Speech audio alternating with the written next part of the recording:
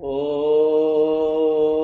नमः श्रीयतिरायाय विवेकानन्दसूरये सच्चित्सुखस्वरूपाय स्वामिने तापहारिणे परतत्त्वे स्वदालीनो रामकृष्णस्वमाज्ञया यो धर्मस्थापनरतो वीरेशं तं नमाम्यहम्।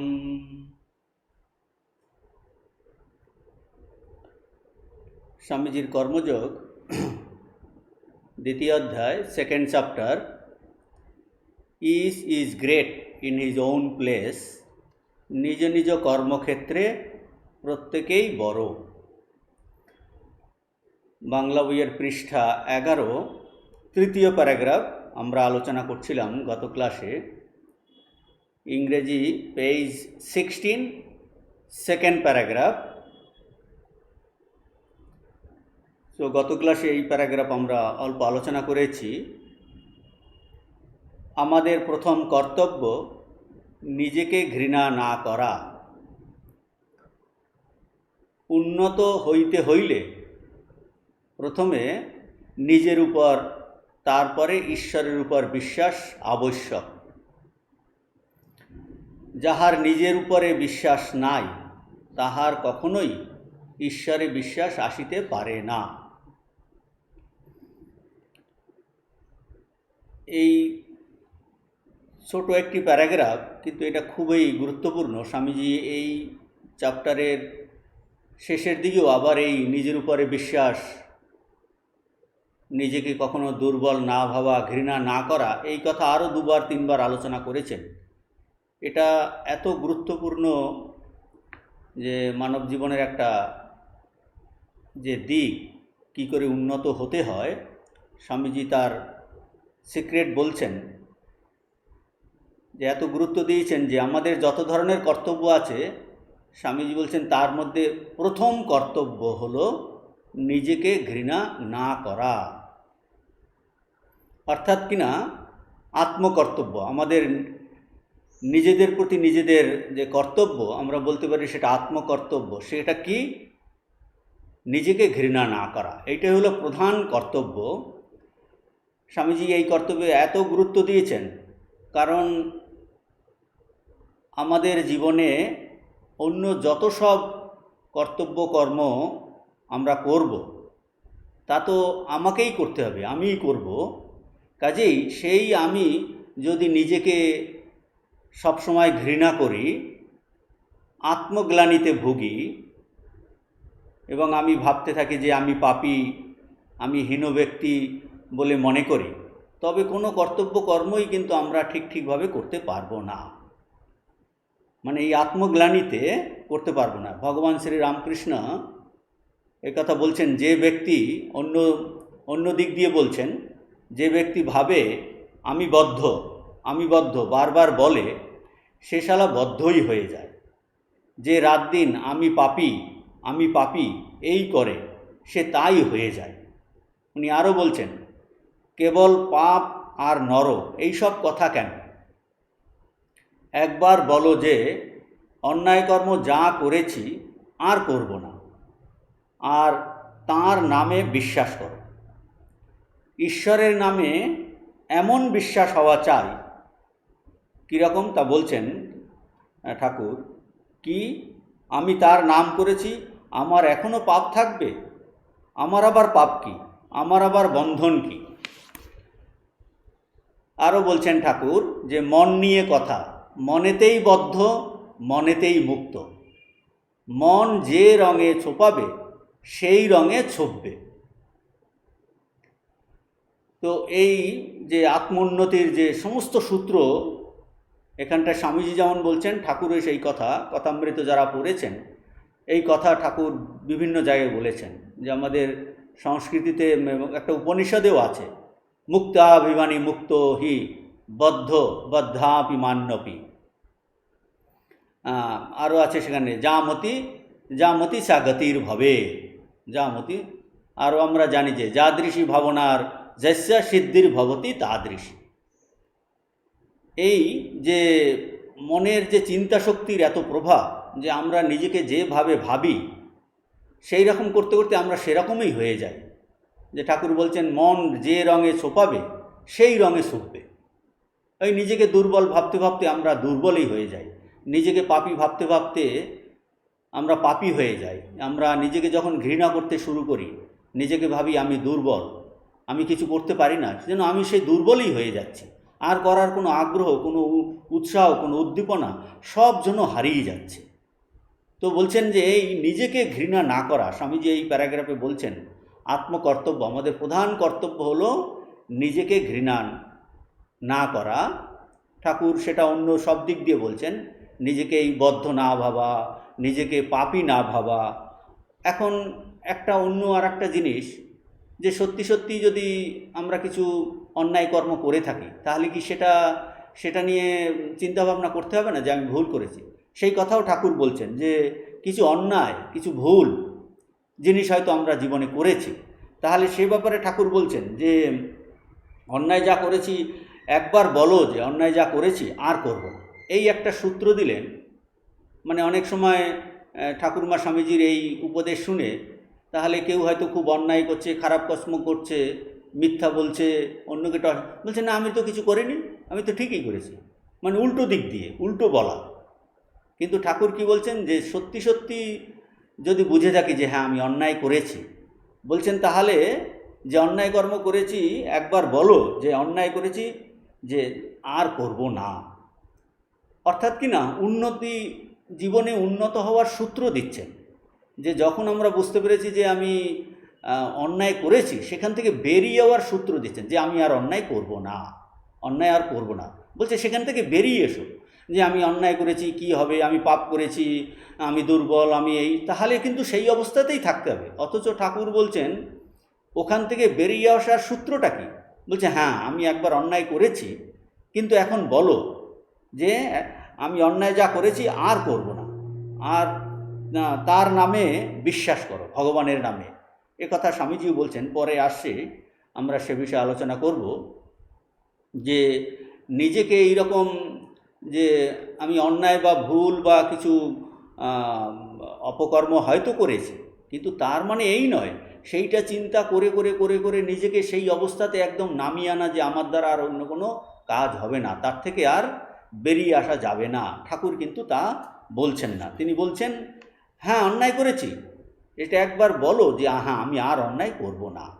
এখন নূতন চিন্তা নিয়ে এসো যে আর অন্যায় করব না, আমি ভালো কাজেই করব, আমি সৎ হব, আমি পবিত্র হব, আমি অকপট হব, এবং আমি ভগবান লাভ করব। ভগবানের উপর বিশ্বাস করো। কাজেই বলছেন যে এই মনের চিন্তাতেই কিন্তু আমরা নিজেদের বেঁধে ফেলছি। যে মন রে রঙে, যে মনটা যে কালারে কালারিত করবে, যে রঙে ছোপাবে, বলছে সেই রঙে ছুপবে। তুমি যে চিন্তা মনে আনবে কন্টিনিউয়াস, যেটা আমরা কন্টিনিউয়াস চিন্তা করব, বলছে তোমার পার্সোনালিটি, তোমার ব্যক্তিত্ব সেইভাবেই কিন্তু হয়ে যাবে। এটা বলছেন মন নিয়ে কথা, মনেতেই বদ্ধ, মনেতেই মুক্ত। আমি ভাবছি হ্যাঁ আমি বদ্ধ, আমার এত বন্ধন আছে, আমার এত ঝামেলা আছে, আমি কি করব, আমি পারছি না। অথচ বলছেন যে তুমি চিন্তা করো যে তুমি মুক্ত। স্বরূপত তো আমাদের ঋষিরা বলছেন, বেদান্ত বলছে যে আমরা স্বরূপত মুক্ত। কিন্তু এই উল্টো চিন্তা, ভ্রান্ত চিন্তা করতে করতে আমরা নিজেদের এই বদ্ধ ভেবেছি, আমরা বদ্ধ হয়ে গেছি, আমরা নিজেদের ক্ষুদ্র ভাবছি, ক্ষুদ্র ভাবতে ভাবতে যেন ক্ষুদ্রই হয়ে গেছে। এখন বলছেন যে ঋষিদের অনুভব, মহাপুরুষদের অনুভব, সেই যে ঠিক ঠিক অনুভব, সেই ঠিক ঠিক অনুভব নিজের উপর প্রয়োগ করে, অ্যাপ্লাই করে ভাবো যে আমি মুক্ত, আমার আবার পাপ কিসের? আগে আমি হয়তো ভুল করেছি, না আমি আর পাপ কর্ম, অন্যায় কর্ম করব না। বলছে ওখান থেকে বেরিয়ে এসো, নিজের সত্যটাকে তুমি আবিষ্কার করো। এটাই বলছেন যাদৃশী ভাবনা, যেরকম তুমি ভাববে সিদ্ধির ভবতি তাদৃশী, সিদ্ধির ভবতি তাদৃশী, মুক্তাভিমানী মুক্ত হি বদ্ধ বদ্ধাভিমান্যপি। এটা স্বামীজি তার বিখ্যাত উক্তি, the remedy for weakness is not brooding over weakness but thinking of strength. Teach men of the strength that is already within them. বলছেন দুর্বলতার দি রিমেডি ফর উইকনেস, দুর্বলতার যে যাওয়ার দি রিমেডি, তার ওষুধ কিন্তু এই নয় যে আমি দুর্বল এই করে চিন্তা করা। তাহলে রিমেডি কি, তার ঔষধ কি? নিজের মধ্যে নিজেকে শক্তিশালী ভাবা, যে আমার মধ্যে অনন্ত শক্তি আছে, অনন্ত সম্ভাবনা আছে, অনন্ত উৎসাহ আছে। নিজেকে কখনো হীন মনে করবে না, নিজেকে কখনো ঘৃণা করবে না, যে আমাদের মধ্যে সেই অনন্ত শক্তি আছে। The remedy for weakness is not brooding over weakness but thinking of strength, শক্তির কথা চিন্তা করা। এখন শক্তি কোথা থেকে আসবে?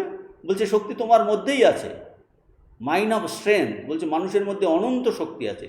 জগতের যত কিছু আবিষ্কার, যত কিছু মহান জিনিস, বলছে মানুষেই তো এগুলো সব আবিষ্কার করেছে। কাজেই মানুষের মধ্যে অনন্ত সম্ভাবনা আছে। তুমি থিঙ্ক অফ দ্যাট স্ট্রেংথ। এইটা কিন্তু সত্য ঘটনা।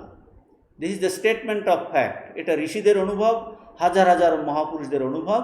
স্বামীজি সেটাই বলছেন। বলছে think of strength, teach men of the strength that is already within them. যে মানুষের মধ্যে অলরেডি যে শক্তি আছে, কাজেই তোমাকে নিজেকে ঘৃণা করার কোনো প্রয়োজন নেই। ভুল করেছো আর করবে না। নিজেকে কেন ঘৃণা করবে? নিজেকে কেন তুমি দুর্বল ভাববে? কেন তুমি ভীতু হবে? কেন তুমি নিজেকে পাপী ভাববে? কেন নিজেকে তুমি অপবিত্র ভাববে? তো এইটাই স্বামীজি বলছেন, তুমি যদি নিজেকে পাপী ভাবো পাপী হয়ে যাবে, নিজেকে দুর্বল ভাবলে দুর্বল হয়ে যাবে। তো এই প্যারাগ্রাফে বলছেন যে আমাদের প্রধান কর্তব্য হলো নিজেকে ঘৃণা না করা। কারণ হলো এই নিজেকে ঘৃণা করলেই, এর আগের প্যারাগ্রাফে এই জিনিসটা আলোচনা হয়েছে, যে এই ঘৃণা থেকেই কি হবে? এই আত্মগ্লানি, তাতে আমাদের দুর্বল করে দেবে। এবং এই দুর্বলতা প্রতিনিয়ত এইরকম দুর্বলতা থেকেই এইরকম আরও অধিকতর পাপের উদ্ভব হবে। কাজেই স্বামীজি বলছেন যে নিজেকে ঘৃণা করতে আরম্ভ করেছে, তার অবনতির দ্বার উদ্ঘাটিত হয়েছে। এটা শুধু ব্যক্তি জীবনে নয়, জাতীয় জীবনের ক্ষেত্রে, একটা দেশের ক্ষেত্রেও কিন্তু এটা খাটে। এসব জিনিস আমরা গত ক্লাসে আলোচনা করেছি। এখন এই আলোচনার ভিত্তিতে স্বামীজি বলছেন তাহলে কি? উন্নত হতে হলে প্রথমে নিজের উপর বিশ্বাস, তারপর কি বলছেন? তারপর ঈশ্বরের উপর বিশ্বাস আবশ্যক। এখন তাহলে প্রথম কথা হলো, উন্নত হতে হলে, আমরা যদি জীবনে উন্নতি লাভ করতে চাই, বলছে উন্নত হইতে হইলে প্রথমে নিজের উপর বিশ্বাস। এখন আমরা যদি উন্নত হতে চাই, উন্নতি লাভ করতে চাই, এখন সেটা প্রথমে আমাদের ভেবে নিতে হবে যে এই প্যারাগ্রাফের এই সেকেন্ড সেন্টেন্স, প্রত্যেকটা বাক্যই খুবই গুরুত্বপূর্ণ। দ্বিতীয় বাক্যটা যে উন্নত হতে হলে, এখন তাহলে ভেবে দেখতে হবে আমরা জীবনে উন্নতি লাভ করতে চাই কি না, তা ভালো করে বিচার করে দেখতে হবে। এখন আমরা যদি বিচার বিশ্লেষণ করি, তাহলে মানুষের বেসিক টেন্ডেন্সি হলো কি? সে কিন্তু বর্তমান অবস্থাতে সে সন্তুষ্ট নয়, সে আরও ভালো হতে চায়, সে আরও সুখী হতে চায়, সে আরও জানতে চায়। অর্থাৎ কি না, যে যেখানে আছে সেখানে সে পড়ে থাকতে চাইছে না, সেখান থেকে আরও এগিয়ে যেতে চায়। এটা হলো মানুষের বেসিক টেন্ডেন্সি। আর এটাই এই মানুষের সঙ্গে পশুর তফাৎ।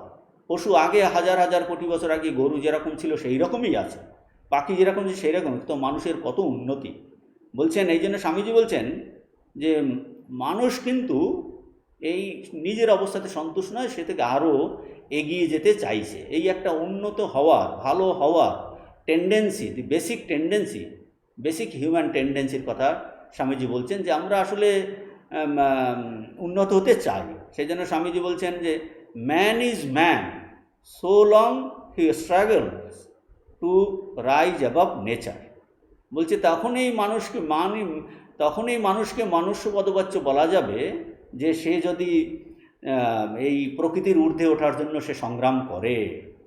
আর প্রকৃতিটা কি? এই বাইরের প্রকৃতি, প্রকৃতি বা মন, এটা কি চায়? আমাদের কিন্তু নিচের দিকে নিয়ে যেতে চায়, টেনে রাখতে চায়। আমরা তার বিরুদ্ধে সংগ্রাম করছি কি না, এটাই কিন্তু ভালো করে বিচার্য জিনিস। যে আমরা যদি ভালো হবার জন্য, উন্নতি লাভ করার জন্য সদা সংগ্রাম না করি, তবে আমরা কিন্তু মনুষ্য পদবাচ্য নয়, আমরা পশু পদবাচ্য হয়ে যাব, পশু পদবাচ্য হয়ে যাব। আর এই সদা সংগ্রাম, উন্নতি লাভের জন্য সংগ্রাম, কিসের সঙ্গে সংগ্রাম?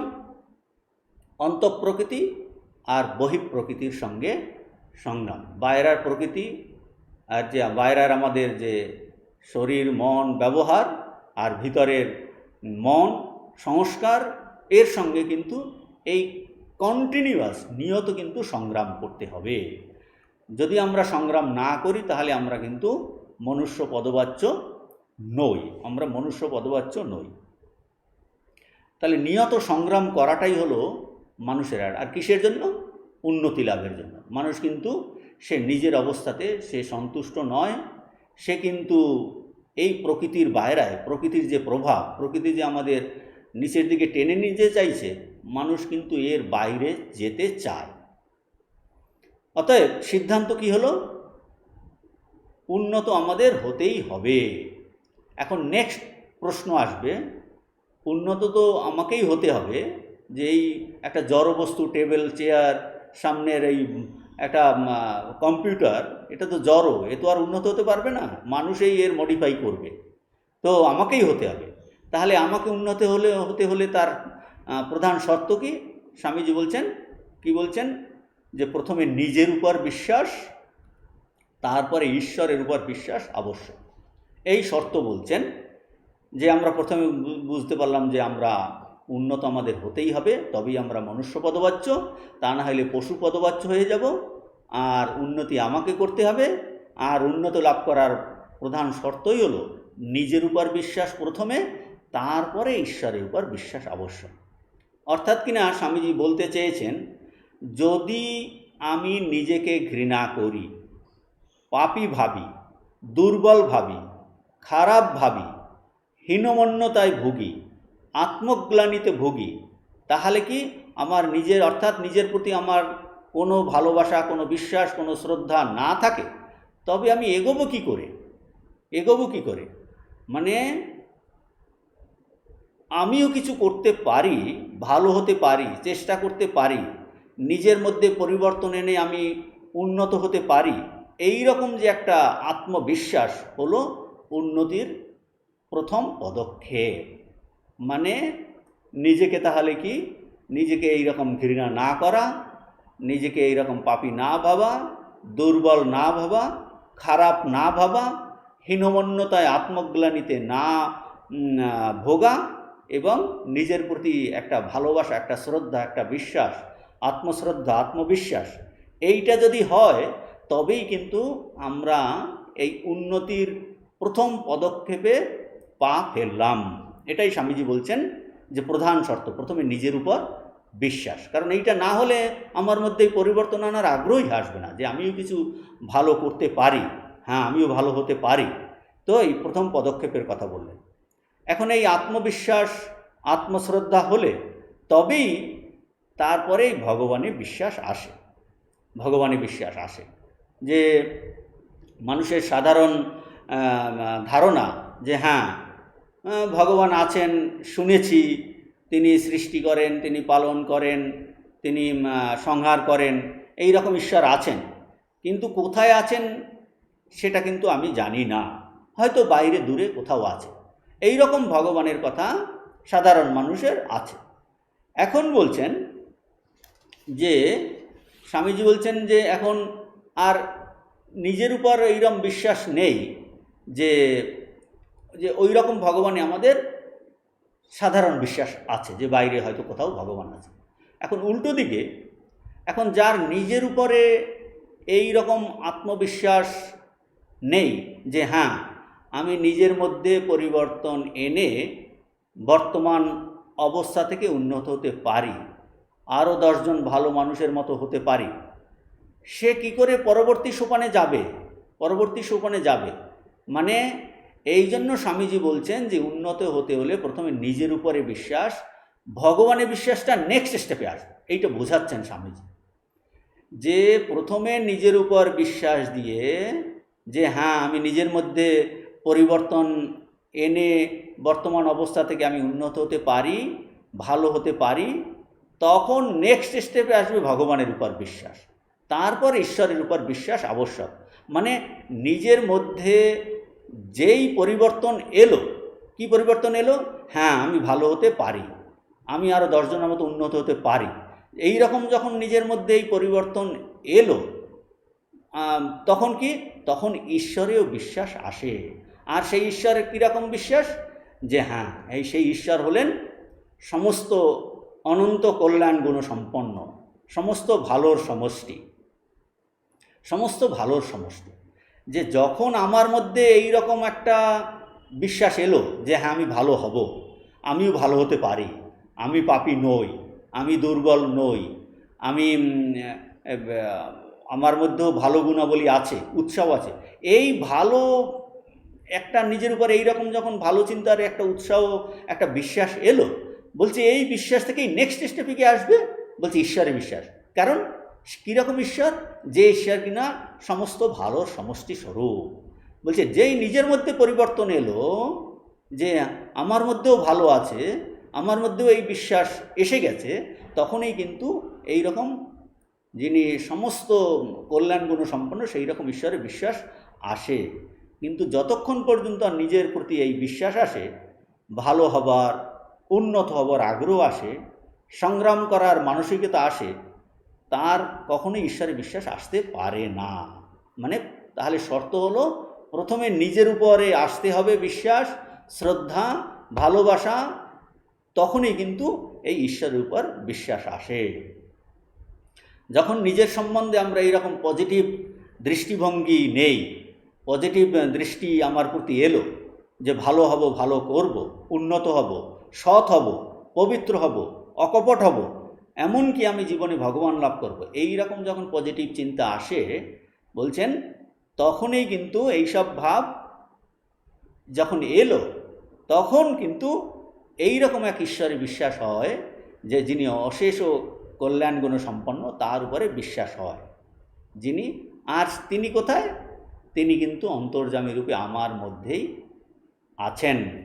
কাজেই আমার মধ্যে যখন পজিটিভ চিন্তা আসতে শুরু করলো, সৎ চিন্তা, পবিত্র চিন্তা, অকপট চিন্তা, শক্তির চিন্তা আসতে শুরু করলো, তখনই ওই এই রকম ঈশ্বর, যে ঈশ্বর কিন্তু সমষ্টি, সমস্ত ভালোর সমষ্টি, তাতে কিন্তু আমার বিশ্বাস হয়। শুধু কেবল উল্টো দিক দিয়ে আমরা বলছি, শুধু কেবল হ্যাঁ ভগবান আছেন, যদি কেবল বাইরের কিছু ঈশ্বরে বিশ্বাস আমরা বিশ্বাস করি, অথচ নিজের উপর বিশ্বাস নাই, মানে নিজের উপর বিশ্বাস নাই মানে ভালো হবার আগ্রহ নেই, নিজেতে পরিবর্তনের আগ্রহ নেই, তবে এই সে ওই রকম বাইরের ঈশ্বরে বিশ্বাস, ওই বিশ্বাস বিশ্বাসই নয়। এইটা স্বামীজি বলতে চাইছেন, যে বাইরের কোথাও একজন ঈশ্বর আছেন, সেই রকম ঈশ্বরে বিশ্বাস করছি, অথচ নিজের মধ্যে পরিবর্তনের আগ্রহ নেই, ভালো হবার আগ্রহ নেই, বলছে সেই রকম ঈশ্বরে বিশ্বাস নয়। সেটা ঈশ্বরে সেই তথাকথিত ঈশ্বরে বিশ্বাসের কোনো মূল্য নেই। মানে তখন সে ঈশ্বরের কাছে কখনোই যেতে পারবে না, এই জিনিসটা স্বামীজি বোঝাচ্ছেন। আর নিজের উপরে বিশ্বাস এলে অন্য সবার প্রতিও কিন্তু বিশ্বাস আসে। আমার মধ্যে বিশ্বাস এলে বলছে অন্য সবার মধ্যেও বিশ্বাস আছে, কারণ নিজের উপরে বিশ্বাস থেকেই ভগবানে বিশ্বাস আছে, আর সেই ভগবান কোথায়? সবার মধ্যেই আছেন। যে তাহলে তখন কিন্তু এখান থেকে আসে faith in all. Faith in one self means faith in all. আমার মধ্যে বিশ্বাস, আমার মধ্যেও ভালো জিনিস আছে, উন্নত হওয়ার আগ্রহ, তখন কি হলো? এই পজিটিভ চিন্তা থেকে ঈশ্বরে বিশ্বাস এলো। আর সেই ঈশ্বর কীরকম? তিনি সর্বভূতে আছেন, তিনি অন্তর্যামী, তিনি, তাহলে তার মানে সবার প্রতি বিশ্বাস। Faith in oneself mean faith in all. তাহলে কনক্লুশন কি দাঁড়ালো? যে নিজেকে ঘৃণা না করা। উন্নত হতে হলে প্রথমে নিজের উপর বিশ্বাস আবশ্যক, তারপরে ঈশ্বরের উপর বিশ্বাস আবশ্যক। এইটা স্বামীজি বললেন। এই কথা বলে স্বামীজি, এই আত্মবিশ্বাসের কথা বলে স্বামীজি আগের প্রসঙ্গে ফিরে এসেছেন। কোন প্রসঙ্গ? ওই যে কর্তব্য আর সদাচারের যে ডিউটি আর মরালিটি এইসবের কথা চলছিল, কর্তব্য ও সদাচার অবস্থাভেদে যে ভিন্ন ভিন্ন হয়, বলছেন এটা স্বীকার করা ব্যতীত আমাদের গত্যন্তর নাই। অন্যায়ের অশুভের প্রতিকার কেবল স্বামীজি এখানে এই প্যারাগ্রাফেই বলছেন, এর পরের প্যারাগ্রাফে বাংলা 11 পৃষ্ঠার 4th প্যারাগ্রাফে, কর্তব্য সদাচার অবস্থাভেদে ভিন্ন ভিন্ন ইহা স্বীকার করা ব্যতীত আমাদের গত্যন্তর নাই। অন্যায়ের প্রতিকার করিলে সর্বক্ষেত্রেই যে অন্যায় করা হইল তাহা নয়, কিন্তু অবস্থা বিশেষে অন্যায়ের প্রতিরোধ করাই মানুষের কর্তব্য হইতে পারে। তো বলছে অন্যায়ের প্রতিকার করা, অশুভের প্রতিকার করলে সেটা কিন্তু সর্বক্ষেত্রে সেটা অন্যায় করা হলো তা নয়। এই অন্যায়ের, অশুভের, মন্দের প্রতিরোধ করাই মানুষের অবস্থাভেদে সেটাই কর্তব্য। ইনফ্যাক্ট বেশিরভাগ মানুষের ক্ষেত্রে সেটাই কর্তব্য, এবং এই অন্যায়ের প্রতিকার রূপ কর্তব্য করার সময় তার এই আত্মবিশ্বাসের সঙ্গেই করা উচিত। হ্যাঁ, এটা অন্যায়, আমি এর প্রতিরোধ করব। বেশিরভাগ মানুষেরই কিন্তু এটাই কর্তব্য। হ্যাঁ, আমি অন্যায়ের, অশুভের প্রতিকার করব, এটা আমার পবিত্র কর্তব্য, এবং এই যে অন্যায়ের প্রতিকার করছি, অশুভের প্রতি, এটা মোটেও আমি পাপ করছি না, এটা আমার পবিত্র কর্তব্য। আর যদি আমি প্রতিকার না করি তবেই কিন্তু আমি কর্তব্যে অবহেলা করব, তবেই পাপ করব, এই রকম বিশ্বাস চাই। সুতরাং এই মনের অবস্থাতে এটা তার কর্তব্য, এই বিশ্বাসটা তার কর্তব্য। এই জন্য সে যেন নিজেকে ঘৃণা না করে, আত্মগ্লানিতে না ভোগে, সে প্রতিকার করে ঠিক কার্য করছে। কিন্তু এই জিনিসটা ভুল বুঝলে, এই তত্ত্বটা ভুল বোঝার জন্য অনেক সময় কিন্তু ভুল বোঝার জন্য কেউ আত্মগ্লানিতে ভোগে। সুতরাং আমাদের এই বিচার বিশ্লেষণ করে বুঝতে হবে মনের অবস্থা কীরকম, যে একটা সামাজিক পরিস্থিতিতে মনের অবস্থা অনুযায়ী যে আমরা কোথায় দাঁড়িয়ে আছি। শুধু বই পড়ে ডিসিশন নিলে হবে না, কোন অবস্থায় প্রতিকার করা, অন্যায় প্রতিকার করাটাই যে কর্তব্য, সেখানটা থেকে পালিয়ে আসা নয়, সেখানে অপ্রতিকার করলে সেটা কর্তব্য হবে না, সেটা পাপ হয়ে যাবে, সেইটা বিচার বিশ্লেষণ করে বুঝতে হবে। এখন এর পরের প্যারাগ্রাফে এই বাংলা বইয়ের 11 পৃষ্ঠার শেষ অনুচ্ছেদ আর ইংরাজি page number 16, last paragraph, Swamiji এখন এই আগের যে আলোচনা, এই উপরের এই বক্তব্যই এখন স্বামীজি এই ভগবদ্গীতার দ্বারা ব্যাখ্যা করবেন, সুন্দর করে ব্যাখ্যা করবেন। যে পাশ্চাত্য তিনি এই কর্মযোগের এই যে ক্লাস বা লেকচার, এটা পাশ্চাত্য দিয়েছেন। তো স্বামীজি বলছেন যে পাশ্চাত্য দেশে এই ভগবদ্গীতার 2য় অধ্যায় পাঠ করে তারা অনেক সময় আশ্চর্য হয়। তো বলছেন স্বামীজি কথা কেন বলছেন, কারণ পাশ্চাত্যবাসীরা এই যিশুর সারমন অন দ্য মাউন্ট পড়েছেন, সেখানে যিশুর উপদেশ আছে এই রেজিস্ট নট ইভিল, এটা কিন্তু তারা পড়েছে যে অশুভে প্রতিকার করো না। তারা যখন ওই আইডিয়া নিয়ে যখন ভগবান শ্রীকৃষ্ণের উপদেশ গীতা পড়ে, তখন কি দেখছেন যে ভগবান অর্জুনকে এই কপট কাপুরুষ বলে গালি দিচ্ছেন। অথচ যদি অর্জুনের যুক্তি দেখা যায়, যে অর্জুনের কি যুক্তি দিয়েছিল, সেই যুক্তির সার ছিল যে অহিংসাই পরম ধর্ম। সুতরাং তার ভিত্তিতেই সে কিন্তু এই যুদ্ধ করতে, বিপক্ষকে প্রতিরোধ করতে সে অস্বীকার করে। সাধারণ দৃষ্টিতে ও যুক্তিতে দেখলে অর্জুন তো মনে হচ্ছে যেন ঠিকই করছে, মানে অর্জুন হিংসা করতে চায় না, অশুভের প্রতিকার করতে চায় না, মানে যে ভগবান যীশুখ্রিস্ট যেমন বলছে তোমাকে এক গালে কেউ যদি চর মারে অন্য গালও ফিরিয়ে দাও, এই জন্য অর্জুন যেন সেই রকম। অর্জুন বলছে আমাকে যদি মেরেও ফেলে তাতেও বলছে সেটাও ভালো। যেন অর্জুন সেই রকমই বলছে যে আমি ভিক্ষা করে খেতেও প্রস্তুত আছি। অথচ এই আত্মীয় স্বজনের বিপক্ষ দলে যে আত্মীয় স্বজন তাদের রুধির লিপ্ত আমি কি করে গ্রহণ করব, সেই রাজ্য আমি কি করে সেই রাজ্যের রাজা হব, বলছে আমি সেটা হতে চাই না। এই বিপক্ষ আত্মীয় বন্ধুদের হত্যা করে এই রুধির লিপ্ত ভোগ সে করতে চায় না। তো এই ছিল অর্জুনের যুক্তি। তার সারাংশ যে অহিংসাই পরমধর্ম। তো এটা তো সেই যীশুখ্রিস্টের উপদেশের সঙ্গে অর্জুনের ভাবটা মিলে যাচ্ছে। অথচ কিনা সেই অর্জুনকে ভগবান শ্রীকৃষ্ণ কি কাপুরুষর কপট বলেছেন। কাজে এই ভাবটা অনেক সময় পাশ্চাত্য ভাষীরা বুঝতে পারে না, সেটা স্বামীজি বলছেন।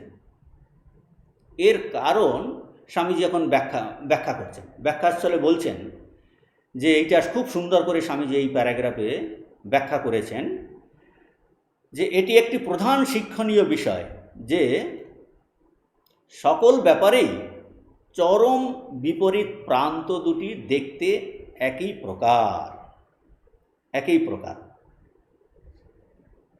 স্বামীজি অনেক আলোচনা করছেন এটা ব্যাখ্যা করার জন্য যে প্রধান শিক্ষণীয় বিষয় কি বলছেন সকল ব্যাপারেই চরম বিপরীত প্রান্ত দুটি চরম এক্সট্রিম দুটি এন্ড বলছে দেখতে এক ধরনের মনে হয়। এই জন্য উদাহরণ দিয়েছেন স্বামীজি। কি উদাহরণ দিয়েছেন? স্বামীজি বলছেন যে এই যে আলোক, আমাদের যে লাইট, আলোক অতি উচ্চ বা দ্রুত কম্পনে, আলোকের অতি উচ্চ কম্পনে বা দ্রুত কম্পনে আমরা দেখতে পাই না। চোখে যদি প্রচণ্ডভাবে আলো বেড়ে যায় আমি এখানে দেখতে পাবো না, যে এত বেশি আলো যে চোখ নিতে পারবে না। আর যদি খুব এখানে লাইট একদম কমে যায় অন্ধকারেও কিন্তু খুব মৃদু কম্পনেও আমরা দেখতে পাই না, রাতে যেমন। সেই রকম এই শব্দের যে অতি উচ্চ কম্পনে আমরা কিন্তু শুনতে পাই না, আবার খুব ফিসফিস করে বললে আমরা কিন্তু এই নিম্ন গ্রামেও কিন্তু শুনতে পাই না। তার মানে দুটো এন্ড, একটা আলোর অতি উচ্চ কম্পন আর আলোর অতি কম কম্পন, বলছে দুটো এন্ড দেখতে একরকম। এটা আমরা কিন্তু সেখানে দেখতে পাই না, বা শব্দের ক্ষেত্রেও আমরা শুনতে পাই না। দুটি এক্সট্রিম এন্ড মনে হচ্ছে এক, কিন্তু আকাশ পাতাল তফাৎ। সেখানে কম্পাঙ্ক অতি উচ্চ, আর একটাই কম্পাঙ্ক খুবই কম। এটাই স্বামীজি আরও বলছেন যে চূড়ান্ত অস্তিত্ব ও চূড়ান্ত নাস্তি সবসময় সদৃশ। স্বামীজি আরও বলেছেন অন্যান্য জায়গায় যে সত্য গুণ আর অতি সত্য আর অতি তম দেখতে একই রকম। আর আসলে এই রজগুণের অভাবে সত্যগুণ যেন এই তমতে ঢেকে যায়। রজগুণের অভাবে সত্যগুণ স্লাইডস ইনটু তম, কিন্তু মানুষ সেটা বুঝতে পারে না। মানুষ ভাবে যে আমি বোধহয় সত্যগুণী, আসলে যে তমতে ডুবে গেছে এটা বুঝতেই পারছে না। এই ভারতবর্ষে স্বামীজি তার বক্তৃতাতে, তার চিঠিতে, তার জীবনীতে অনেক আলোচনা আছে যে এই জিনিসটা ভারতবর্ষে হয়েছে। ভারতের এত শ্রেষ্ঠ বেদান্ত ধর্ম, আমাদের এত শ্রেষ্ঠ ভারতবর্ষ, এত আমাদের উচ্চ ধর্ম, অথচ কেন এই অবনতির? স্বামীজি বলছেন যে সত্যের ধোঁয়া তুলে দেশটা তমতে ডুবে গেছিল। আমাদের একটা হামবড়াই ভাব এসেছিল, আমরা শ্রেষ্ঠ, আমাদের এই রকম ঋষিরা শ্রেষ্ঠ, অথচ জীবনে ওই শ্রেষ্ঠ বস্তুর অ্যাপ্লিকেশন নেই। ধীরে ধীরে তমতে ডুবে গেছে, কিন্তু ওই হামবড়া ভাবটা আমাদের ছিল যে আমরা সত্যগুণী, এইরকম একটা আমাদের মনে হচ্ছিল হোল ভারতবর্ষে। স্বামীজি ভারতবর্ষ ভ্রমণ করে দেখেছেন যে এই রকম ভাব, যে দেশটা আসলে তমতে ডুবে গেছে। তো স্বামীজি চেয়েছেন সেই তম থেকে রজতে আনতে দেশে, এবং রজ থেকে তারপর আবার সেই সত্যগুণে যাবে। এই ভারতবর্ষের ক্ষেত্রে যেমন হয়েছিল, অর্জুনের জীবনেও কিন্তু একটা সময় এই রকম একটা সময় হয়েছিল। অর্জুন কিন্তু মোহবশত, দুর্বলতাবশত, ভয়বশত, আসক্তিবশত সে যুদ্ধ করতে অনিচ্ছা প্রকাশ করেছে, অথচ সে আত্মপক্ষ সমর্থনের জন্য দোহাই দিচ্ছে, সুতো দিচ্ছিল কি, যে এই non resistance is the highest ideal, অহিংসা পরম ধর্ম, অপ্রতিকার বা অহিংসা শ্রেষ্ঠ আদর্শ, এই সুতো দিচ্ছিল। সে তার ওই দুর্বলতাকে, মোহটাকে সে আত্মপক্ষ সমর্থনের জন্য ওইরকম সুতো দিচ্ছিল। কিন্তু ভগবান তো অন্তর্যামী, ভগবান শ্রীকৃষ্ণ কিন্তু তা বুঝতে পেরেছেন। অর্জুন যে তার আসক্তিতে, এই আসক্তিকে, মোহকে প্রেম, দয়া, করুণা বলতে চাইছে, অর্থাৎ সে তমগুণকে সে সত্যগুণ বলে চালাতে চাইছে, এইটা কিন্তু ভগবান বুঝতে পেরেছেন। আসলে সত্য আর তম দুটি বাইরে থেকে, ওই আমরা আগে আলোচনা করলাম, দেখতে একই প্রকারের। এখন স্বামীজি এই প্যারাগ্রাফে বলছেন প্রতিকার আর অপ্রতিকারেরও প্রভেদ এইরূপ। এইটা এখন ব্যাখ্যা করছেন ওই সব উদাহরণ দিয়ে। আলটিমেটলি স্বামীজি এই প্রতিকার অপ্রতিকারকেও এই বলছেন ওই রকম প্রভেদ অনেক সময় আমরা বুঝতে পারি না। কীরকম বলছেন, একজন, স্বামীজি এখানটায় বলছেন যে একজন অন্যায়ের বা এই অশুভের প্রতিকার করে না। সে বলছে অন্যায়ের প্রতিকার করবে না, অশুভের প্রতিকার করবে না, কারণ সে আসলে দুর্বল, অলস, সে ভীতু, প্রতিকারের সে অক্ষম, তার শক্তি নাই, সে তমগুণী, দুর্বলতাবশত সে প্রতিকার করে না, কাজেই সে কিন্তু পাপ করছে। এই রকম যে অপ্রতিকার, এই অপ্রতিকার থেকে সে কিন্তু সুফল অর্জন করতে পারে না। অন্যদিকে স্বামীজি বলছেন যে আর একজন জানে, কি জানে, ইচ্ছা করলেই সে দুর্নিবার আঘাত হানতে পারে, তার প্রতিকারের পূর্ণ শক্তি আছে, পূর্ণ শক্তি মজুদ আছে, কিন্তু সে শুধু যে আঘাত করে না তাই নয়, বরং শত্রুকে আশীর্বাদ করে। তার মধ্যে এই প্রতিকারের আদৌ ইচ্ছা নেই, সে হলো সত্যগুণী। কাজেই আর এই ক্ষেত্রে এ যদি প্রতিকার করে তাহলে এ কিন্তু পাপ করবে, কারণ এ কিন্তু পাপ করবে, এ প্রতিকার করলে পাপ করবে। আর অন্যদিকে আর একজন, যে আগের উদাহরণে যে অপ্রতিকার, যে দুর্বলতাবশত, তমগুণবশত অপ্রতিকার ভান করছে, বলছে অপ্রতিকার করে সে কিন্তু তাতেও পাপ করছে। আর এই রকম যিনি আর একজন, যার এই রকম যে দুর্বিকার আনার শক্তি আছে, প্রতিকারের পূর্ণ শক্তি মজুদ আছে, এ যদি প্রতিকার করে তবে সে পাপ করবে, কারণ সে এই প্রতিকারের বাইরে কিন্তু চলে গেছে। এই রকম স্বামীজি উদাহরণ দিয়েছেন বুদ্ধদেবের। সেই রকম ত্যাগের ক্ষেত্রেও বলা যায়। কি বলা যায়? বুদ্ধ নিজে এই সিংহাসন ও রাজপথ ত্যাগ করেছেন, এটা প্রকৃত ত্যাগ বটে, কিন্তু যার ত্যাগ করার কিছুই নাই এমন ভিক্ষুকের পক্ষে ত্যাগের কোনো কথাই উঠতে পারে না। সে যদি বলে যে আমি বিশাল ত্যাগ করেছি, বলছে তার ত্যাগ করার তো কিছুই ছিল না। আর ভগবান বুদ্ধ তিনি রাজ্য ত্যাগ করেছেন, সিংহাসন ত্যাগ করেছেন। কাজেই যার ওই রকম আঘাত আনার, দুর্নিবার আঘাত আনার শক্তি আছে, অথচ প্রতিকারের পূর্ণ শক্তি আছে, কিন্তু আঘাত করেন না, আশীর্বাদ করেন, বলছে সেটাই হলো অপ্রতিকারের আদর্শ। শক্তি থাকা সত্ত্বেও সেটা সে প্রয়োগ করছে না, এটা সত্যগুণের, উচ্চ সত্যগুণের পরিচয়। তাহলে কি সিনপসিস দাঁড়ালো? স্বামীজি বলছেন যে আমরা যখন এই অপ্রতিকার ও আদর্শ প্রেমের কথা বলবো, তখন আমরা প্রতিপক্ষে কি বুঝছি সেদিকে বিশেষভাবে দৃষ্টি রাখতে হবে। বলছে সিম্পলি অপ্রতিকার, আদর্শ প্রেম, বলছি এটা আমরা কি অর্থে বলছি সেদিকে কিন্তু দৃষ্টি রাখতে হবে। শুধু শব্দটা ইউজ করলে হবে না, আগে আমাদের সযত্নে বুঝতে হবে প্রতিকার করার শক্তি আমাদের আছে কি না। শক্তি থাকা সত্ত্বেও যদি প্রতিকারের চেষ্টা শূন্য হই, তবে আমরা বাস্তবিক অপূর্ব প্রেমের কাজ করছি। কিন্তু যদি আমাদের প্রতিকারের শক্তি না থাকে এবং নিজেদের মনকে বোঝানোর চেষ্টা করি যে আমরা উচ্চ প্রেমের প্রেরণায় কিন্তু এই প্রতিকার করছি না, তবে কিন্তু তার বিপরীত আচরণই করছি।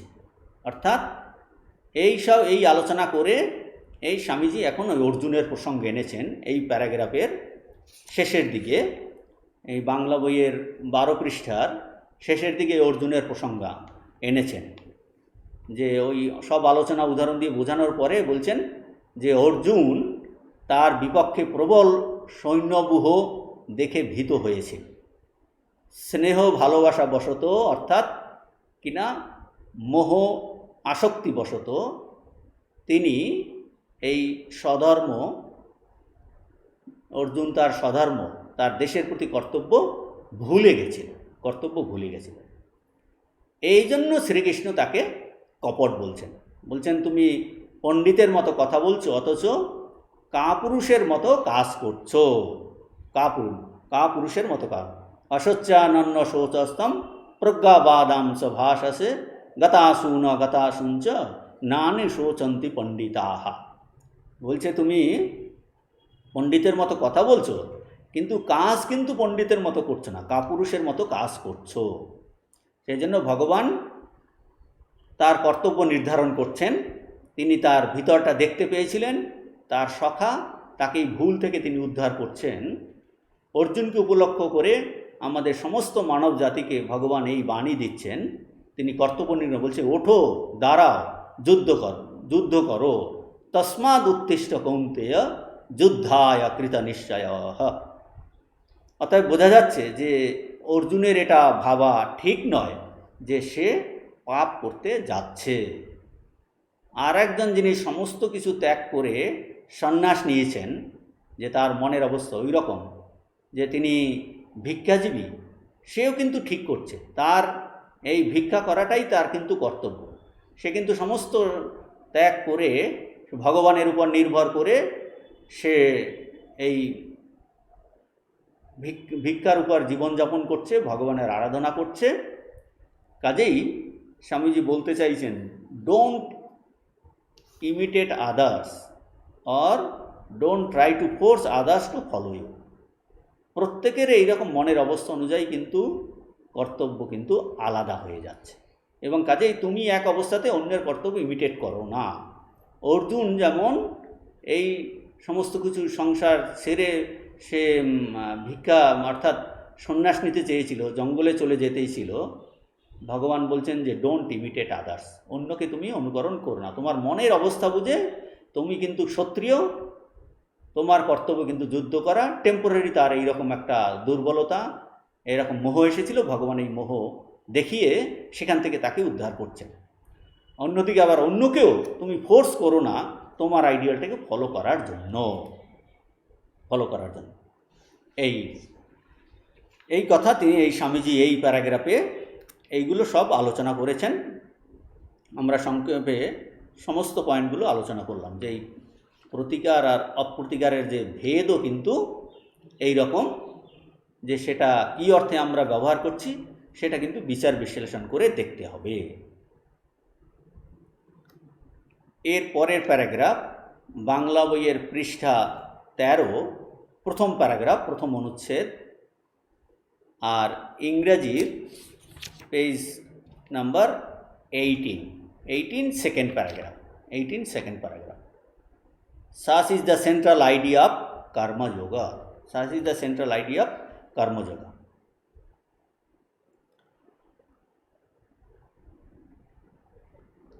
এই প্যারাগ্রাফে স্বামীজি বলছেন, ইহাই কর্মযোগের প্রধান অর্থাৎ কেন্দ্রীয় ভাব। কর্মযোগী জানেন অপ্রতিকারেই সর্বোচ্চ আদর্শ। তিনি আরও জানেন যে উহাই শক্তির উচ্চতম বিকাশ এবং অন্যায়ের প্রতিকার কেবল অপ্রতিকার রূপ শ্রেষ্ঠ শক্তি লাভের সোপান মাত্র। খুব ইম্পর্টেন্ট কথা। এই স্বামীজি কর্মযোগের যে কেন্দ্রীয় বা প্রধান ভাব ব্যাখ্যা করছেন। প্রকৃত কর্মযোগীর বোধ, তার জ্ঞান কীরকম হওয়া উচিত বা হবে তা স্বামীজি প্রথমেই বলে দিচ্ছেন যাতে আমরা ওই সর্বোচ্চ আদর্শ সম্বন্ধে অবহিত হই এবং সেই অনুযায়ী নিজেকে তৈরি করতে পারি, মানে নিজেদের মধ্যে প্রয়োজনীয় পরিবর্তন আনতে পারি। সেই জন্য এই প্রকৃত কর্মযোগীর কীরকম বোধ সেইটা বলছেন। কীরকম বোধ? স্বামীজি কী বললেন? বলছেন যে কর্মযোগী জানেন অপ্রতিকারেই সর্বোচ্চ আদর্শ। এটা কর্মযোগী জানেন সর্বোচ্চ আদর্শ, এবং এতেই শক্তির উচ্চতম বিকাশ। এই অপ্রতিকারেই শক্তির উচ্চতম বিকাশ, এই কথা স্বামীজি বলছেন। কিন্তু এটার দ্বারা বোঝা যাচ্ছে যে কর্মযোগী এখন ওই উচ্চ অবস্থায় কিন্তু পৌঁছয়নি। ওইটা কিন্তু আদর্শ বলছে যে অপ্রতিকারী আদর্শ, এবং তাতেই সর্বোচ্চ শক্তির বিকাশ, কিন্তু কর্মযোগী এখনও কিন্তু ওই অবস্থায় পৌঁছায়নি। সুতরাং আদর্শটা আগে বলে দিলেন। সুতরাং সে কর্মযোগী কী দিয়ে শুরু করছে, স্বামীজি সেটা বলছেন। সে শুরু করছে অন্যায়ের প্রতিকার, অশুভের প্রতিকার দিয়ে কিন্তু সে শুরু করছে। সেই অন্যায়ের প্রতিকার দিয়ে শুরু করে কিন্তু সে অপ্রতিকার রূপ শ্রেষ্ঠ শক্তি লাভ করতে চায়, ওই অবস্থায় সে পৌঁছতে চায়। সুতরাং তাহলে প্রতিকারটা হলো একটা সিঁড়ি, একটা স্টেপ। এই প্রতিকার দিয়ে সে শুরু করছে, এ ধীরে ধীরে স্টেপ বাই স্টেপ সে উচ্চ স্তরে কিন্তু যাবে, এটা বলছেন। প্রতিকার হলো একটা সিঁড়ি, একটা ধাপ, যাতে সেই উচ্চতম সিঁড়িতে যেতে পারে। উচ্চতম সিঁড়িটা কি? অপ্রতিকার রূপ শ্রেষ্ঠ শক্তি লাভ। অর্জুনকেও এই প্রতিকার রূপ সোপান অবলম্বন করে ধীরে ধীরে ওই অপ্রতিকার রূপ শ্রেষ্ঠ শক্তি লাভে, পূর্ণ ত্যাগে বা অহিংস অবস্থাতে কিন্তু প্রতিষ্ঠিত হতে হবে। ভগবান সেইভাবেই তাকে নিয়ে যাচ্ছেন। ওই সর্বোচ্চ আদর্শে উপনীত হবার আগে সব মানুষের কি কর্তব্য? এই অশুভের, অন্যায়ের প্রতিরোধ করা। যে মানুষকে কাজ করতে হবে, তাকে সংগ্রাম করতে হবে, স্ট্রাগল করতে হবে, যতদূর সম্ভব তাকে উদ্যম উৎসাহ প্রকাশ করে আঘাত করতে হবে। যে এই কথাই বলছেন যে তুমি যদি, অন্য প্রসঙ্গে বলছেন গীতাতে ভগবান 6ষ্ঠ অধ্যায়, আরুরুক্ষ মুনের যোগম কর্মকারণম উচ্যতে। আরুরুক্ষ মুনের যোগম কর্মকারণ, যে যোগী যোগারুর অবস্থায় যেতে চাইছে, বলছে এই কর্মযোগ কিন্তু তাকে সাহায্য করবে। আরুরুক্ষ মুনের যোগম, কর্ম হবে কারণ। যেই নিষ্কাম কর্মযোগ করে করে করে করে তার চিত্তশুদ্ধি হবে, তখন সে বলছে ওই যোগারুর অবস্থাতে সে যেতে পারবে। যখন সে যোগারুর অবস্থাতে তার মনটা উঠেছে, তখন তার আর এই কর্মের দরকার নেই। সম্যক কারণম উচ্যতে। কিন্তু প্রথমে সে কিন্তু উপরে উঠতে চাইছে, কাজেই এই নিষ্কাম কর্মযোগ, ওখানে ভগবান এই কথা আলোচনা করছেন, আরুরুক্ষ মুনের যোগম। অর্থাৎ কেউ যদি এভাবে আন্তরিকভাবে চেষ্টা করে, স্ট্রাগল করে, যে সে কিন্তু এই ঠিক প্রতিকারের শক্তি অর্জন করতে পারবে। এই প্রতিকারের শক্তি যার আয়ত্ত হয়, তার পক্ষেই কিন্তু এই অপ্রতিকার হবে ধর্ম বা পুণ্যকর্ম। তখন এই অপ্রতিকার দ্বারা সে ঠিক সুফল অর্জন করতে পারবে, তার আগে নয়। অর্থাৎ ঠিক আন্তরিকভাবে চেষ্টা করে, স্ট্রাগল করে সে প্রতিকারের শক্তি অর্জন যখন সে করতে পারবে, তখন এই প্রতিকারের শক্তি তার আয়ত্ত হবে, এবং তার পক্ষেই অপ্রতিকার কী হবে? ধর্ম বা পুণ্য। স্বামীজি দেখাচ্ছেন যে এই কর্মযোগের বিকাশ ও সুন্দর পরিণতি দেখাচ্ছেন। কর্মযোগের বিকাশ আর সুন্দর পরিণতি দেখাচ্ছেন যে কর্মযোগের অর্থাৎ যিনি কর্ম করবেন সেই কর্মযোগীর বোধের পরিবর্তন কীরকম হয়, স্টেপ বাই স্টেপ কর্মযোগীর বোধের পরিবর্তন কি করে আসে, সেটা স্বামীজি দেখাচ্ছেন। যে এই অপ্রতিকার দিয়ে সে শুরু করছে, কিন্তু ধীরে ধীরে কিন্তু সে ওই অবস্থাতে যাবে, অর্থাৎ তার মধ্যে এই বোধের পরিবর্তন হবে। সে বেদান্তের দিক দিয়ে আমরা বলবো যে সে কর্তাবোধের বাইরে যায়। কর্তাবোধের কিন্তু লাস্টে কোথায় যাবে? প্রথমে তার মনে হচ্ছিল যেন আমিই কর্তা, তখন ভগবানকে অবলম্বন করে সে করতে শুরু করেছে, ভগবানের ফল সমর্পণ করছে। আমি কর্তা নই, ভগবানই কর্তা, এটা হলো কাঁচা আমি। কাজেই লাস্টে সে কি দেখবে? যে একমাত্র ভগবানই কর্তা, ভগবানই একমাত্র কর্তা, সবই কিন্তু তার এই ভগবানের ইচ্ছাতে হচ্ছে। সুতরাং তখন কিন্তু ওই অবস্থাতে তার আর এই ভালো মন্দ শত্রু বলে কেউ থাকবে না। তার অশুভ আইডিয়া, অন্যায়, পাপের ধারণা কিন্তু সম্পূর্ণ চলে যাবে। এটাই বলছেন। এই আমরা এটা এই গত ক্লাসে কয়েকটা উদাহরণ দিয়ে আমরা এটা আলোচনা করেছিলাম। তখন আমরা উদাহরণ দিয়েছিলাম যে পাহাড়ি বাবার উদাহরণ দিয়ে অনেকেই এটা বারবার শুনেছেন যে পাহাড়ি বাবা কিন্তু তার ঘরে যে চোর এসেছিল, যে সামান্য ওই কয়েকটা বাসনপত্র পাহাড়ি বাবার সেই গুহাতে গাজীপুরে, সে কিন্তু ওই চোরকে কিন্তু সে খারাপ ভাবেনি, তাকে প্রভু বলে সম্বোধন করছে। সে চোর ওইগুলো ফেলে চলে যাচ্ছিল, সে মাথায় ওটাকে নিয়ে বলছে, প্রভু এটা গ্রহণ করুন, এটা আপনার। কাজেই সে চোরকে কিন্তু খারাপ মোটেই ভাবেনি। যে তারপর তার যখন শরীর যায়, বলছেন এই গোখরো সাপ তাকে কেটেছে, তিনি বলছেন যে কি বলছেন, প্রেমময়ের কাছ থেকে দূত এসেছিল। যে দেখছেন তিনি সর্বত্রই ভগবানের ইচ্ছা, এই তার আর কোনো ক্ষেত্রেই তিনি এই অমঙ্গল বলে কিছু দেখছেন না। আরও আমরা উদাহরণ দিয়েছিলাম যে ওই যে এক জমিদার একজন লোককে প্রচুর তাকে শাস্তি দিচ্ছে, সেখান দিয়ে একজন যে সাধু যাচ্ছিলেন, তার দেখে খুব কষ্ট হলো, সে তাকে ছাড়ানোর চেষ্টা করলো। জমিদার ঠাকুরের কথামৃতে উদাহরণ আছে, জমিদার ক্রোধে কিন্তু এই সাধুকেই একটা আঘাত করে এবং সঙ্গে সঙ্গে সে অচৈতন্য হয়ে যায়। আশ্রমের লোকজন, তার গুরু ভাইরা তাকে জেনে যে এই খবর পেয়ে তারা তাকে নিয়ে আশ্রমে চলে যায়, তাকে শুশ্রূষা করে এবং তাকে দুধ খাওয়ায় এবং তার ঠিক জ্ঞান ফিরেছে কিনা জিজ্ঞেস করে, যে বলছে কে দুধ খাওয়াচ্ছে বলো তো, আমাদের চিনতে পারছো কিনা। অর্থাৎ সে কি উত্তর দেয়, বলছে যে আঘাত করেছে সেই দুধ খাওয়াচ্ছে। বলছে এই তো জ্ঞানীর চরম। বলছে যে আঘাত করেছে আর যে মানে দুজনেই সমান, এই সমত্ব বুদ্ধি তার এসে গেছে, সর্বত্রই সেই ভগবানের অনুভব। এগুলো হলো এক্সট্রিম এক্সাম্পল। যখন ওই অবস্থায় পৌঁছে গেছে তখন কিন্তু তার ক্ষেত্রে আর এই শত্রু মিত্র ভালো মন্দ এইগুলোর ঊর্ধ্বে চলে গেছে।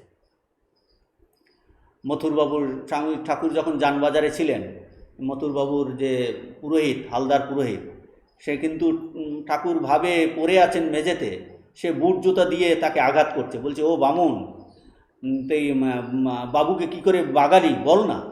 ঠাকুর কিন্তু একটা কথা বলেননি মথুরবাবু। পরে যখন সে চলে গেল অন্য কারণে, তখন এটা মথুরবাবুকে প্রকাশ করেছে। তো এই আরও উদাহরণ স্বামীজি দিয়েছেন যে এই অপ্রতিকারের আদর্শ, অপ্রতিকারে যে এত শ্রেষ্ঠ শক্তির বিকাশ, স্বামীজি তার ইন্সপায়ার্ড টকসে এই উদাহরণ দিয়েছেন যে একটা ষাঁড়ের সিংহে মশা বসেছিল, কিছুক্ষণ পরে মশার যেন একটা কনসাস স্প্রিক করছে যে ষাঁড়কে আমি অযথা কষ্ট দিচ্ছি। তখন বলছে, হে মিস্টার বুল, বলছে হে ষাঁড়, আমি চলে যাচ্ছি, আমি তোমাকে অযথা কষ্ট দিলাম।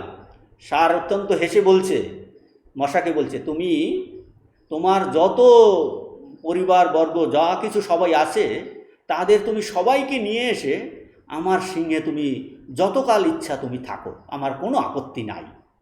যে মশা বলছিল যে আমার অন্যায় হয়ে গেছে, যে আমি চলে যাচ্ছি, তখন ষাঁড় কিন্তু তাকে এই রকম উত্তর দিচ্ছে। মানে হলো যে এই অপ্রতিকার, মানে ষাঁড়ের এত তার অসীম শক্তি যে এই সামান্য মশা তাকে কিছু করতে পারবে না। বলছে এই হলো অপ্রতিকারের উচ্চ শক্তির বিকাশ, ট্রিমেন্ডাস অপ্রতিকার শক্তি। তখন সামান্য মানুষের এই অন্যায়, গালিগালাজ, এগুলো এই যার মধ্যে এই রকম শক্তির বিকাশ এসেছে, তাকে সে কিছু করতে পারে না। এটাই বলছেন যে অপ্রতিকারে উচ্চতম শক্তির বিকাশ।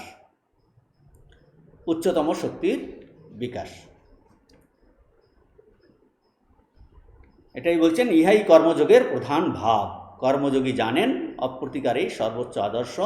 তিনি আরও জানেন উহাই শক্তির উচ্চতম বিকাশ এবং অন্যায়ের প্রতিকার কেবল অপ্রতিকার রূপ শ্রেষ্ঠ শক্তি লাভের সোপান মাত্র, স্টেপিং স্টোন। এই সর্বোচ্চ আদর্শে উপনীত হইবার পূর্বে মানুষের কর্তব্য অশুভের প্রতিরোধ করা, কাজ করিতে হইবে। সংগ্রাম করিতে হইবে, যতদূর সাধ্য উদ্যম প্রকাশ করিয়া আঘাত করিতে হইবে। বলছেন আমাদের কাজ করতে হবে, স্ট্রাগল করতে হবে, উদ্যম উৎসাহ প্রকাশ করে আঘাত করতে হবে। এই প্রতিকারের শক্তি যার মধ্যে আয়ত্ত হইয়াছে তাহার পক্ষেই অপ্রতিকার হবে কি ধর্ম বা পুণ্যকর্ম। পুণ্যকর্ম এই বাংলা 13 পৃষ্ঠার দ্বিতীয় অনুচ্ছেদ, ইংরেজি পেজ নাম্বার 18, লাস্ট প্যারা। এখানে একটা স্বামীজি উদাহরণ দিয়েছেন, যে বলছেন স্বামীজি একজন অতিশয় অলস নির্বোধ অজ্ঞলোকের উদাহরণ দেন। এই চূড়ান্ত উদাহরণে অনেক সময় জিনিসগুলো পরিষ্কার হয়। স্বামীজি এখানটায় বলছেন যে ওই ব্যক্তি তাকে ঈশ্বর লাভের উপায়, মুক্তি কি করে হবে, আমি কি করে মুক্তি পাব ইত্যাদি যাবতীয় প্রশ্ন স্বামীজিকে জিজ্ঞেস করে। কিন্তু স্বামীজি তাকে যা বলেন তার সারাংশ হলো এরকম যে সে লোকটি কিন্তু একটা অকর্মণ্য লোক, একটা পশু বা কাষ্ঠ লোষ্টের মতো সে জড়বৎ জীবনযাপন করছে। সে কিন্তু এই কর্মের অতীত যে অবস্থাতে মন সম্পূর্ণ শান্তভাব অবলম্বন করে, সে কিন্তু ওই রকম সর্বোচ্চ অবস্থা লাভ করেনি। সুতরাং অথচ সে এই ভগবান লাভ, ঈশ্বর মুক্তি লাভের কথা বলছে। সে পড়ে আছে অত্যন্ত লোয়েস্ট স্টেপে। সে একটা জড়বৎ, অলস, অজ্ঞ, অথচ সে চায় কি সে সত্যগুণ আর তাকে অতিক্রম করে ভগবান লাভ, মুক্তি লাভ করতে চায়। স্বামীজির এই উদাহরণ দেবার উদ্দেশ্য এই যে সম্পূর্ণ যে নিষ্ক্রিয় অবস্থা বা শান্তভাব লাভ করতে হলে মানুষকে কর্মশীলতার মধ্য দিয়েই যেতে হবে। এটাতে স্বামীজি হিউমারাসলি এখানটায় খুব সুন্দর বলছেন যে আমি তাকে জিজ্ঞেস করলাম, ওই ব্যক্তিটিকে জিজ্ঞেস করলেন। স্বামীজি আগে থেকেই জানতেন যে সে অতিশয় অলস, নির্বোধ, অজ্ঞ বলিয়া জানিতাম, কিন্তু জানিবার জন্য তাহার কোনো আগ্রহ ছিল না। সে পশুর ন্যায় জীবনযাপন করিতেছিল। আমার সহিত দেখা হইলে সে আমাকে জিজ্ঞেস করিল ঈশ্বর লাভের জন্য আমাকে কি করিতে হইবে, কি উপায় আমি মুক্ত হইব, এইসব উচ্চ প্রশ্ন জিজ্ঞেস করছেন। আমি তাহাকে জিজ্ঞাসা করিলাম, তুমি মিথ্যা কথা বলিতে পারো কি? সে বলিল না। তখন আমি বলিলাম, তবে তোমায় মিথ্যা কথা বলিতে শিখিতে হইবে। একটা পশুর মতো বা কাষ্ঠলোষ্টের মতো জড় জীবন যাপন করা অপেক্ষা মিথ্যা কথা বলা ভালো। তুমি অকর্মণ্য, কর্মের অতীত যে অবস্থা, শান্তভাব, কর্মের অতীত যে অবস্থায় মন সম্পূর্ণ শান্তভাব অবলম্বন করে এবং যাহা সর্বোচ্চ অবস্থা, তুমি নিশ্চয়ই তাহা লাভ করো নাই। তুমি এতদূর জড় প্রকৃতি যে একটা অন্যায় কাজও করিতে পারো না। অবশ্য যে লোকটির কথা বলিতেছি তাহার মতো তামসিক প্রকৃতির লোক সচরাচর দেখা যায় না। অতি চম লোকটি। আমি তাহার সহিত মজা করিতেছিলাম। এই যে মিথ্যা কথা বলা, অন্যায় বলা বলছে, আমি তার সঙ্গে মজা করতেছিলাম। কিন্তু আমার বলিবার উদ্দেশ্য এই যে সম্পূর্ণ নিষ্ক্রিয় অবস্থা বা শান্ত ভাব লাভ করিতে হইলে মানুষকে কর্মশীলতার মধ্য দিয়েই যাইতে হইবে। যে ওই রকম উচ্চতম মুক্তি লাভ, ভগবান লাভ করতে হলে বলছে এই জড়বৎ হতে হবে না, অলসতা দূর করতে হবে, কর্ম করতে হবে। সেখান থেকে ধীরে ধীরে রজ আসবে, সেই রজর সঙ্গে রজতে আবার দুঃখ হয়, সেই জন্য রজর সঙ্গে সত্য মিশ্রিত হওয়া চাই। এইভাবে ধীরে ধীরে স্টেপ বাই স্টেপ উঠতে হবে। স্বামীজি বলছেন এই পুরো ভারতবর্ষের ক্ষেত্রেও স্বামীজি এইটাই অ্যাপ্লাই করেছেন যে কর্ম কর্ম হাম और कुछ नहीं मांगते। বলছে এই কর্মের দ্বারা ভারতবর্ষ যেন ঝিমিয়ে পড়েছিল, যে ধর্ম পরে আসবে। স্বামীজি ম্যাড্রাস লেকচারে বলেছেন যে তোমরা গীতা পাঠ অপেক্ষা ফুটবল খেলার কথাও বলেছেন, যে তাহলে তোমরা আরও ধর্মের কাছাকাছি যাবে, তাহলে গীতার অর্থ বুঝতে পারবে। তো এই কথা স্বামীজি বলছেন যে তামস ভাবটাকে দূর করা, শরীরকে সমর্থ করা, শক্তিশালী করা, সমস্ত প্রকার দুর্বলতা দূর করা, নিজের প্রতি ঘৃণাবোধ এগুলো দূর করা, দুর্বলতা দূর করা, আত্মবিশ্বাস নিয়ে আসা, ভালো হওয়ার ইচ্ছা, সৎ হওয়ার ইচ্ছা, এইগুলো প্রথমে আসতে হবে। সৎ গুণাবলী আসতে হবে, শুভ কর্ম করতে হবে, কল্যাণকর কর্ম করতে হবে, তো তখন কিন্তু ধীরে ধীরে উপরে ওঠা যাবে, তার আগে কিন্তু নয়।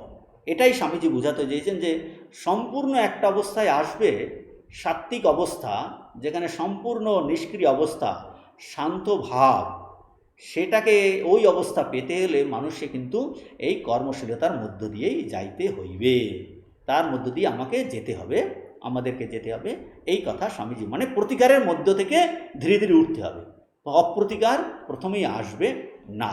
অর্জুনের ক্ষেত্রেও ভগবান এইভাবেই তাকে শিক্ষা দিয়েছেন। আজকে এই পর্যন্ত। আমরা এরপরের প্যারাগ্রাফ পরের ক্লাসে আমরা শুরু করব।